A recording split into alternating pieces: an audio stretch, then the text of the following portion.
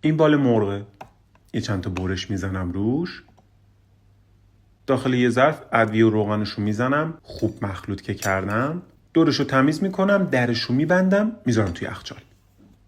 3 ساعت بعد میذارمش توی فری که از قبل خوب داغ شده. حالا تو این مدت گوجه گیلاسی و فلفل تند، اینم سیر، اینم روغن با حرارت کم.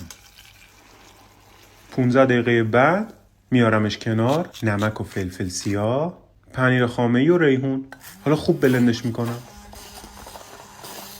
این اون چیزیه که میخوایم. نگاش کن. اینا رو ببین.